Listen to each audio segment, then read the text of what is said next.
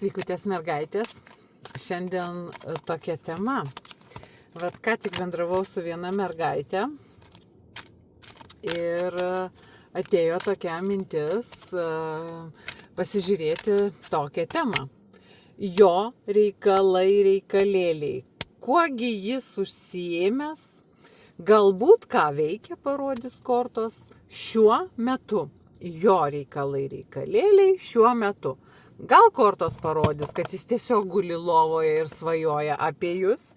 Galbūt kortos parodys, kad jis kažkur tai aktyviai veikia, kažką daro, kažko užsima maloniu, pavyzdžiui, pramogauja. Galbūt bulves kasa. Juk dabar Lietuvoje bulviakasis, ar ne? Gal kažką dar veikia? Na, tai vat ir pasižiūrėkime. Jo reikalėliai šiuo metu. Kuo jis užimtas? Jo reikalėliai šiuo metu. Kuo jis užimtas? Kortos kaip pašėlė iš rankų skrenda. Na, tai bus įdomių, manau, parodymų. Kaip visada 4 variantai. Pirmasis. 4.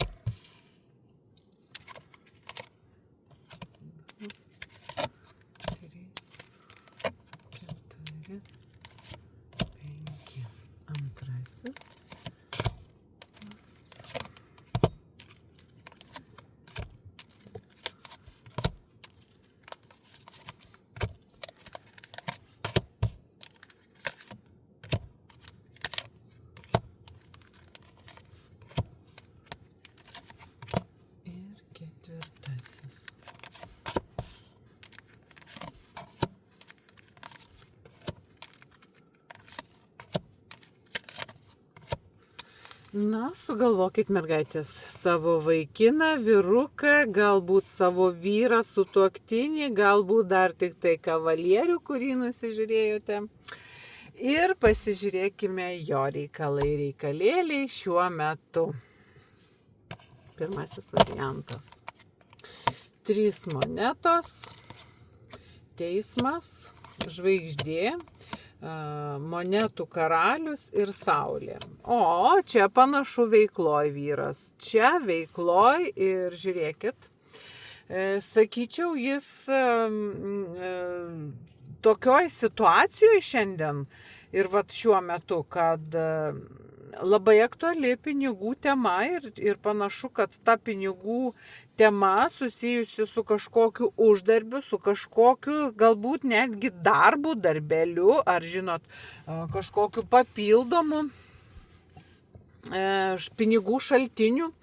Ir kažkur tai, vat, jisai, žinot, kaip būna savaitgaliais, pavyzdžiui, uždarbiauja. Galimas toks dalykas kažkur tai su, žinot, su tokiu verslininko dėrybišku sumanumu, vat gali būti mėgina kaip tik šiuo metu uždirbti papildomai pinigų.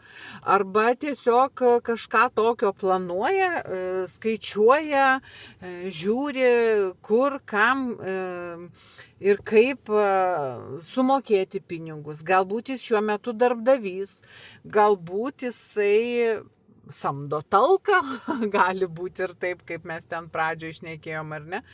Bet ir žinot, bet čia greičiausiai kortos rodo, kad tai jis gauna pinigus už kažkokį, arba vat tuoj gaus, ir tai bus situacijos pasikeitimas. Ir panašu pagal kortų kombinaciją, kad tai bus labai tinkamas pasikeitimas į jo pusę.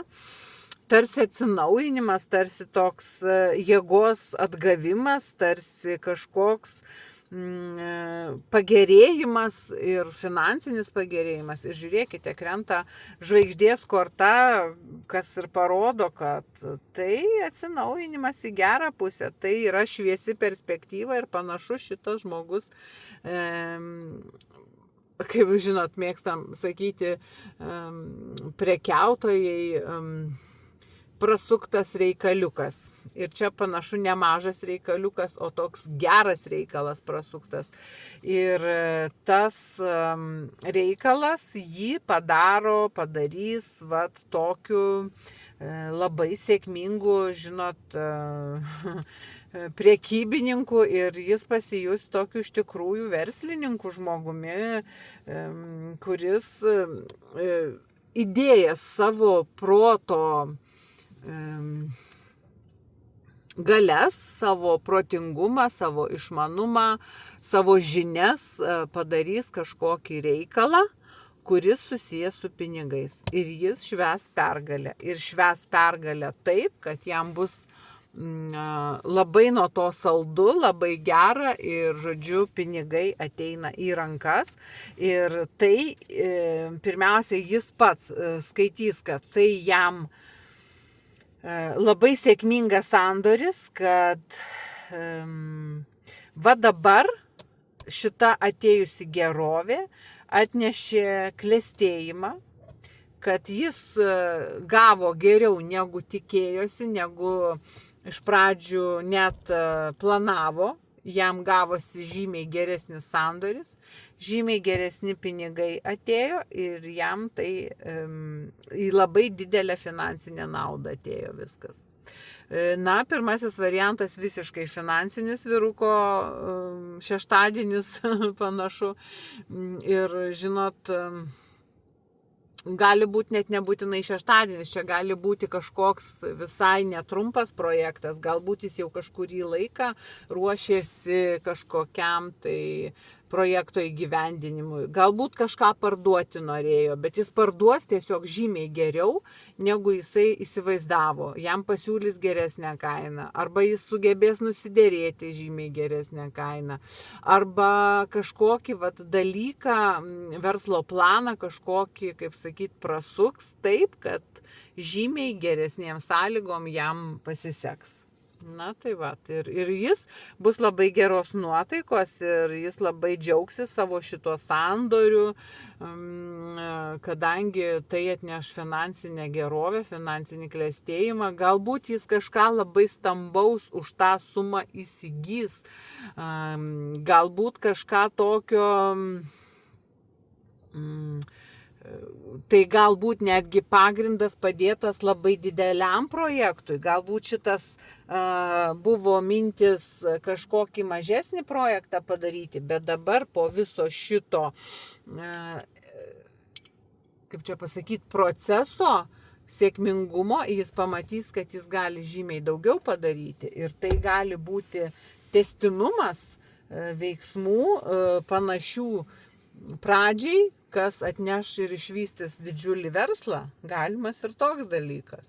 Taip, kad čia pirmam vyrui labai sėkmingi finansiniai reikalai ir jis panašu tuo ir užimtas, jeigu mergaitės jis dabar neskambina užsiėmęs ar kažkur jums atrodo, ką jis ten veikia, į kokią peklą įlindęs, tai žinokit, tikrai labai svarbiais reikalais, jam labai svarbiais reikalais, nes jum tie reikalai jo gali pasirodyti visai nesvarbus, bet jam dėl jo paties, jam be galo svarbu ir žinokite, kad tai atneša jam didžiulę sėkmę.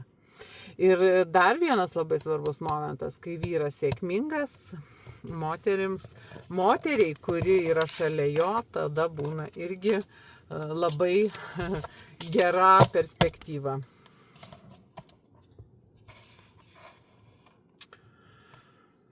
Taip, antrasis variantas, jo reikaliukai, kuogi jis užsiėmęs, kuo jis užimtas ir kas per reikalėliai pas jį.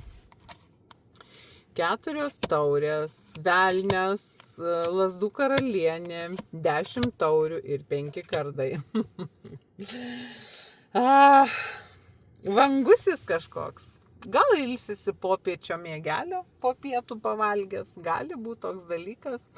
O žinot, besilsėdamas ant sofutės nugriuvęs po skanių pietų, gali būti į galvą vyrui lenda Oi, kokios pašėlę mintis. Ten gali būti visokiausių iliuzijų, minčių, svajonių, įsivaizdavimų, vizijų, visokių fantazijų ir švankių, ir nešvankių, ir gerų, ir suktų, ir visokiausių. Ir dar šalia stovi lazdų karalienė. Tai jisai, žinokit, galvoja apie meilę. Jis nori intimo, šitas žmogus. Ir kuo jis užimtas ir galimas dalykas, nes jisai, 4 taurės, galbūt jisai, žinot, iš tikrųjų dabar nenori nieko, nei jokių pasiūlymų išgirsti, būtent šiai minutei. Bet fantazijose verda. Ir žinot, galimas dalykas, kad pagulėjęs po guliuko, jis gali nuvažiuoti pas moterį, su kuria turės intimą. Ir ne faktas, kad tai nebus kažkokia meilužė ar palaido elgesio moteris, dėl kurios jis, ne dėl kurios, bet dėl to momento, dėl to malonumo jis pasiryžęs rizikuoti, bet net nesakyčiau rizikuoti. Jis nemato tame rizikos. Jis darytų tai bukai iš to vyriško poreikio ir viskas. Bet jam labai reikia intimumo, jisai šito labai nori tiesiog. Ir tai galite būti visai ne jūs. Tai gali būti arba palaido elgesio kažkokia moteris, arba meilužė jo. Ir jis ten, žinot, galimas dalykas, labai džiaugsis, labai bus patenkintas, įgyvendinęs visą savo nešvankės fantazijas ir bus labai laimingas. Ir žinot, nusiramins, grįž, tarkim, namo, kaip lyg niekur nieko, o namuose pykčiai, barniai dėl to poelgio jo, dėl tuščio smegenų skambėjimo, galiu pasakyti drąsiai, nes jeigu vyras šitaip elgesi, žinot, bamba krapštydamas, sumastė, kad jam reikia nuvažiuoti pas kažkokią paleistuvę, ar ne? Ir dar begrįždamas tikisi švelnumo iš moters namie. Na, taip neįmanoma, nes, kaip sakiau, energija juda. Ir kokiam pasaulio krašte ir kokioj skylėj bebūtų įlindęs žmogus, jisai skleidžia tam tikrą energiją, jo mintys skleidžia tam tikrą energiją ir to nuslėpti tiesiog energetiniu lygmeniu nepavyks. Žūtbūt anksčiau ar vėliau vis tiek kils įtampa, kils piktumai, kils negeri kažkokie pokalbiai, barniai ir taip toliau. Tai jeigu šitas žmogus šiandien su jumis ir jis niekur nepabėgs, neišslys, nenuslys į kairę, tai galimas dalykas su jumis bus labai karštos, intymios valandėlės.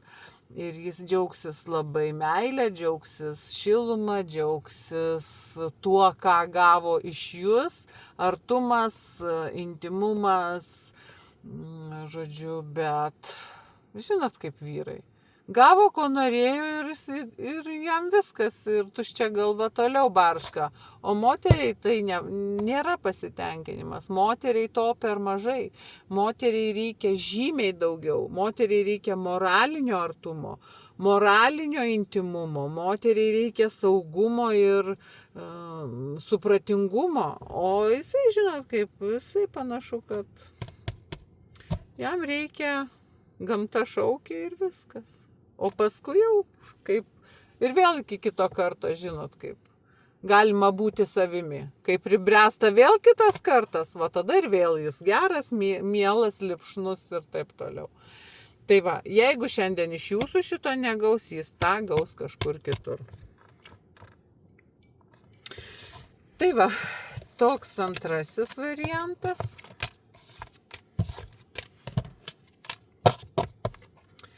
Gerai, reikalėliai jūsų vyruko. Trečiasis variantas.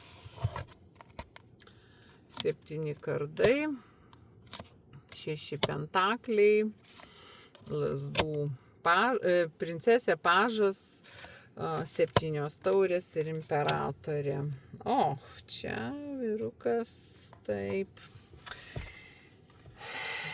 Na, pasakysiu tokį dalyką. Jis tarsi kažkokį nesėkmingą planą, žodžiu, turi ir tas planas yra finansinis ir galimas dalykas. Tas planas jam neišdegs. Ir galimas dalykas, tas planas labai susijęs su moterimi. Ir žinot, ta moteris gali būti jo meilužė, gali būti jo širdies dama, bet jis paskui gaus iš moters kažkokią žinią ir tai nebus jam, kaip sakyt, gera ta žinia. Jį šiek tiek ta žinia nuliūdins. Ir jis nori žūtbūt padaryti moteriai gerą įspūdį, sukurti savo įvaizdį, jis galbūt nori kažką tai, ar tai dovaną nupirkti, ar tai kažką padovanoti, ar pats apie save sukurti gerą įvaizdį, tarsi būtų turtingas, tarsi sėkmingas, bet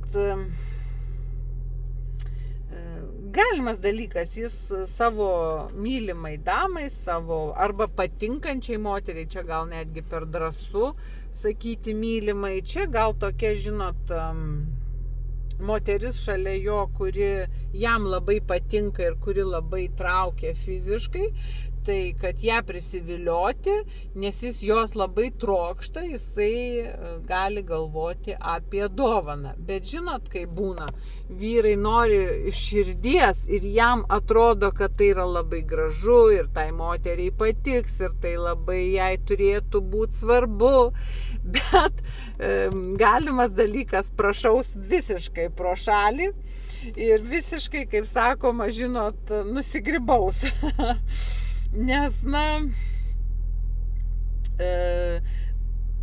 visiškai nepataikys į tai, ko jūs norėtumėt, kas jums patiktų, o be kita ko, jisai dar svajos, kad tai yra, kad jis, žodžiu, padarė čia tokią, ar tai paslaugą, ar tai malonę, ar tokią jau dovaną jums suteikė, ar kažką tokio, kad jūs jau čia turėtumėt kristi jam po kojom, bet jūs nekrisite jam po kojom ir niekas čia jam nežada kristi po kojom, nes moteris šalia jo iškrenta imperatorė ir jisai veikia, jo reikalėliai, jo didžiausias galvos skausmas yra šita moteris, šita dama, kuri jam patinka, nes jinai tokia valdinga, jinai tokia galinga, jinai tiesiog tokia,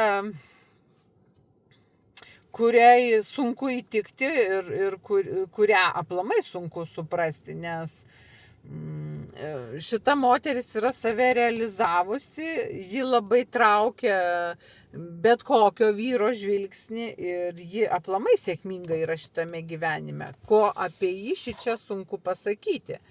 Ir žinot ką, jisai daro klaidą, jis elgiasi su šita moterim, su imperatorė, elgiasi tarsi su lazdų pažu, tarsi numenkina, tarsi arba tiesiog nesuvokia tos moters, galbūt tai jūs esate, reikšmingumo, svarbumo jo gyvenime. Ir, čia ženklas, kad jisai per prastas yra tokiai moteriai. Tiesiog. Jis nesugeba, jo mąstymas netoks, jis neišneša. Žinot, kaip paskyrė, pavyzdžiui, pasimatymą vyrukas damai ir, sako, gerai, eisim išgerti kavos. Ir mergina ateina pasipuošusi, pasitempusi, skaniai pasikvėpinusi, tikrai labai susitvarkiusi ir pasiruošusi šauniam laiko praleidimui. Nesvarbu, ar tai būtų laisvalaikio pasimatymas ar dar kažkoks. O vyrukas atvažiuoja su kažkokia apdulkėjusia, atsiprašau, lupena, nudrengtais dar nelabai švariais sportbačiais ar ten kokiais šortais, kažkokia ištraukta iš geros vietos maikė, taip dažniausiai sakoma, marškinėliais gražiau sakyčiau, ar ne. Ir jis jau įsivaizduoja, kad jie jau gali eiti kavos gerti. Ir žinot, mergaitės, tokiu atveju aš jam patarčiau, apsisuk, brangusis, eik persirengt tvarkingais rūbais, įlysk pirmiausia į dušą, o tada jau mes galėsim gerti kavos, jeigu aš dar norėsiu. Ir apsisukat ant kulniuko ir išdidžiai, kraipydamos savo labai gražų užpakaliuką, išdidžiai nueinate, jam bevarvinant seilę. Na štai, tai jo tokie reikaliukai, nekokie, sakyčiau, vyro reikaliukai. Taigi, nežinau, šitokiems vyrams reiktų psichologų paklausyti, kaip elgtis su moterimi. Gerai, ketvirtojo varianto reikaliukai, kuo jis čia susirūpinęs. O, įsimylėjėliai, teisingumas, aukščiausioji žinė, jėga ir 2 taurės. O čia jau, oho, pasižiūrėkite, bent paradas, kortų paradas, didžiųjų arkanų paradas ir eina iš pradžių 4 vyresnieji arkanai ir 2 taurės. Čia vyksta svarbus įvykiai gyvenime, galimas dalykas, ar tik tai nevyksta tuoktuvių ceremonija šiuo metu šitam vyrukui. Čia pilnai galimas ir toks variantas, kadangi tai yra bendra dėlionė, ar ne, tai daug žmonių žiūrite. Pilnai pagal tokį kortų derinį čia gali vykti santuokos ceremonija. Ir žinot, tai yra meilė, tai yra įžadai, tai yra tinkamas pasirinkimas tiek vyrui, tiek moteriai. Ir žinot, kas dar labai svarbu, kad čia moteris yra labai tokioj pagarbioj vietoj, labai pagarbiai. Nebūtinai tai, nes kaip sakiau, tai bendroji aplamai daug žmonių žiūri šitą dėlionę, ar ne? Tai gali būti ir susitarimas žodinis tiesiog, galbūt jūs šiuo metu esate ir kalbatės apie savo ateitį, apie savo gyvenimą, kažką tarėtės, kažką sprendžiate, galbūt arba iš ryto kalbėjote, arba tuo pat galbūt šį vakarą apie tai kalbėsite. Ir galbūt jūsų vakare laukia, pavyzdžiui, meilės pasimatymas su juo. Ir ten spręsite labai rimtus gyvenimo klausimus, labai rimtus dalykus, tarpusavio santykius, tai yra santykių statyba, tai yra santykių kūrimo tokie pamatiniai reikalai. Ir žinot, sakyčiau, šito vyro galvoje yra labai svarbus dalykas moteris esanti šalia jo. Ir jeigu jis dar nepasiūlė šitai moteriai ištekėti, čia galimas netgi tuoktuvių datos nustatymas pagal šitą kortų dėlionę. Galimas dalykas kažkoks moters užtikrintumo apibrėžimas poroje gali būti. Kažkoks pamatinis dalykas, kuris netgi, sakyčiau, apibrėžia moters vietą šitoj poroj, kad ta moteris yra tam vyrui pati svarbiausia ir svarbiausias pasirinkimas. Kad jis apsaugos, kad jis gins, kad jis rūpinsis ją ir jis nori atskleisti ją tarsi knygą ir jo ketinimas yra svarbus, be galo svarbus. Ir čia yra tvirta pora. Čia yra meilė, čia yra pagarba, čia yra rūpinimasis vienas kitu. Ir tai yra wow variantas. Jūs pasižiūrėkite, 4 vyresnieji arkanai iš 5 ir dar 2 taurės. Tai tikrai labai šaunu ir žinot, tai yra meilė, vienybė, sutarimas, tiesiog tokios darnos pasiekimas, susitarimas, labai stiprus susitarimas, galbūt netgi priesaika kažkokia. Aš dėl to iš karto ir pagalvojau, kad galbūt tai vestuvių diena šitam vyrui. Galbūt jis šią dieną tuokėsi ir duoda kažkokius įžadus. Galbūt... Nes dar plus, va čia visa ceremonija, tai yra svarbus gyvenimo pagrindai, o čia jau prasideda vestuvių puota, vakaras, linksmybės, dovanos, pagarba, tostai, žinote. Čia labai galimas dalykas, kad vyksta vestuvės. Arba jeigu tai ne vestuvės, tai gali vykti, kaip sakiau, tokie susitarimai. Labai svarbi gyvenime diena šitam žmogui šiandien. Tai va, tai toks dėliojimas šiandien, labai įdomu, parašykite komentaruose, kaip jums tokia tema ir galbūt ją darysime daug dažniau. Ačiū, sėkmės, iki.